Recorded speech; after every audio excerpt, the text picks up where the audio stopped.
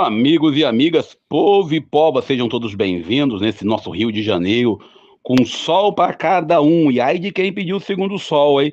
Então vamos assim.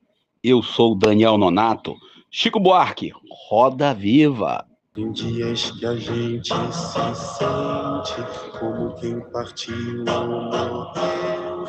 A gente estancou de repente, ou foi o mundo então que cresceu. A gente quer ter voz ativa, o nosso destino mandar. Mas vez que chega a roda viva e carrega o destino pra lá. Roda mundo, roda gigante, roda moinho, roda peão. Caríssimos e caríssimas, vamos assim, hoje a gente está lendo o texto de Marcos capítulo 3, versículo 1 ao 6.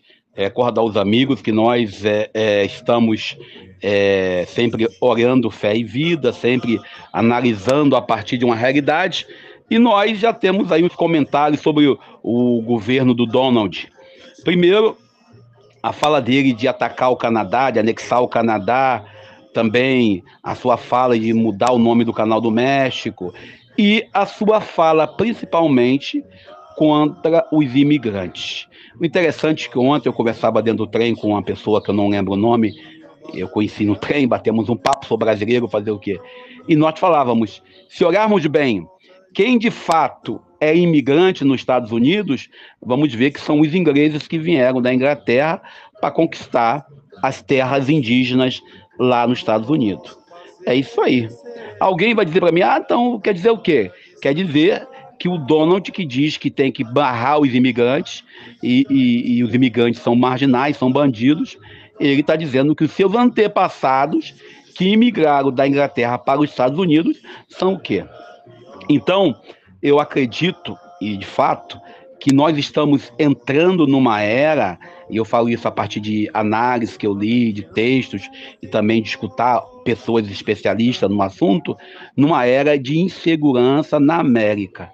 Pois ele fala em taxar aqueles que não estão estadunidenses, fala um discurso que nós dependemos dele. Quando perguntou sobre o Brasil, ele falou, nada, o Brasil nada a dizer sobre o Brasil. O Brasil depende da gente. A gente depende deles, os brasileiros. Na verdade, ninguém depende deles. Eu, particularmente, você, particularmente, o nosso país tem autonomia no petróleo, o nosso país tem uma terra vasta, e ele vai dizer para a gente que a gente depende dele. De fato, se você olhar na história brasileira, na história do mundo, você vai ver que nós, no Brasil, nós temos uma capacidade de sobrevivência sem uma relação internacional com alguns países. Porque me diz o que os Estados Unidos produz, além de gerar conflito e guerra. E aí, quando o Papa Francisco critica a fala do Donald, alguém vai dizer, o Papa não pode se meter em política, o Papa não pode comentar isso. Por que não? E sem contar, a gente quando vê aí o Elon Musk fazendo sinais de nazifascismo em pleno evento, já sabemos que tipo de pessoas que tem. Se você reparar, desculpe eu fazer esse comentário, reparar na equipe do Donald, lá nos Estados Unidos, repare bem lá a equipe dele, olhe bem o vídeo da posse dele. Quantos negros, quantos indígenas tem? Então se percebe que existe uma cultura supremacista branca nesse nosso contexto que estamos assistindo. Mas alguém vai dizer que não é bem isso. E ainda fica aí uma meia dúzia de loucos, que eu vou chamar de loucos, sem querer ofender os loucos, dizendo que ele vai intervir para que o Brasil reconsidere a situação do embusteiro, que é o Pateta aqui no Brasil. E a gente vê claramente que isso é algo absurdo.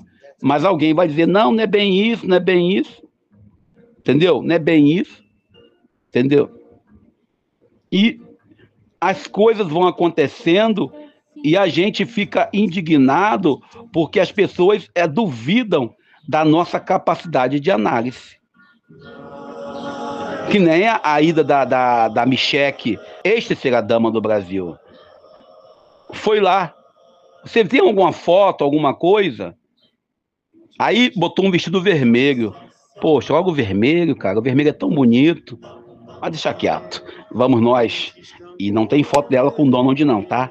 E vamos nós para o Evangelho do dia, porque hoje o tempo já está passado. Muito bem, o Evangelho de hoje é o Evangelho de Marcos, capítulo 3, versículos 1 ao 6. Jesus novamente, lá no capítulo 2, Jesus foi na sinagoga, anunciou quem ele era, veio para libertar, entrou em conflito com o demônio, e aí ele expulsa o demônio sem conversar, sem bater papo, sem entrevistar, e agora ele volta à sinagoga.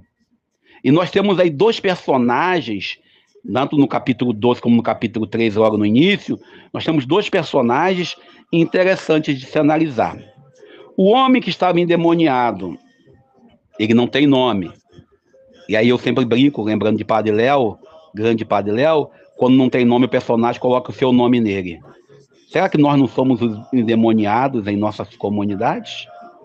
Também, se nós olharmos ainda nesse contexto de hoje, Marcos capítulo 3, versículo 1 ao 6, esse homem da mão seca. A mão é sinal de ação. Quantas pessoas que estão paralisadas, estão com a mão seca?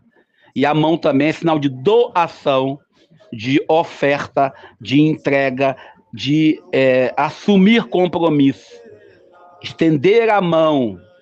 E todas as vezes que nós temos que jurar algum compromisso, a gente sempre apresenta as mãos. Quando eu jurei lá, na minha época do exército, eu levantei as mãos, e coloquei a mão e jurei que eu ia defender a pátria, que eu ia valorizar a bandeira, etc. e tal. Quando eu jurei na conclusão do meu curso, na formação na faculdade, eu jurei defender o saber, também com a mão levantada. E quando você vai ser ordenado no ministério presbiteral, na Igreja Católica, o bispo unge as suas mãos. Então a mão é sinal também de bênção, né?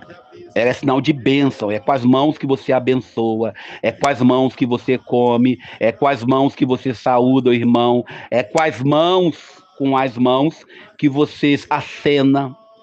Então Jesus, quando entra na sinagoga e esse homem está lá, dentro da comunidade, no canto, acanhado, excluído, e convida ele para o meio, também num dia de sábado, ele convida para o meio porque ele precisa que esse homem seja reconhecido, que esse homem seja incluído.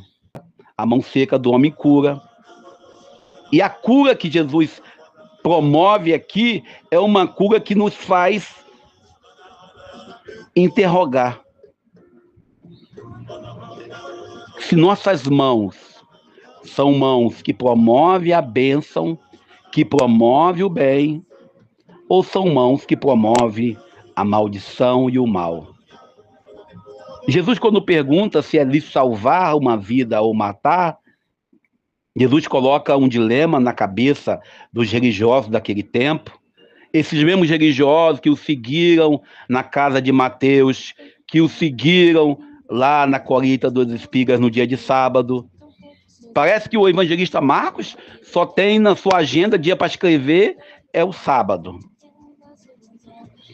E Jesus aqui ele pergunta isso e deixa bem claro que antes da lei, lembramos do evangelho de ontem, quando ele fala que o homem, que o Senhor de sábado também é ele, e ele deixa bem claro quem é. E daí ele consegue inimizade. E aí você consegue essa cena aí, aonde você vai ver essa situação aí. Mas vamos nós para o evangelho de hoje, no nosso dia a dia e nossa vida, vivendo cada vez mais, incluindo as pessoas. Eu sou Daniel Nonato. E a gente se sente como quem partiu ou morreu. A gente estancou de repente. gente, ou foi o mundo então que cresceu? A gente quer ter voz ativa, o nosso destino manda. Mas eis que chega a roda viva e carrega o destino pra lá. Roda mundo, roda gigante.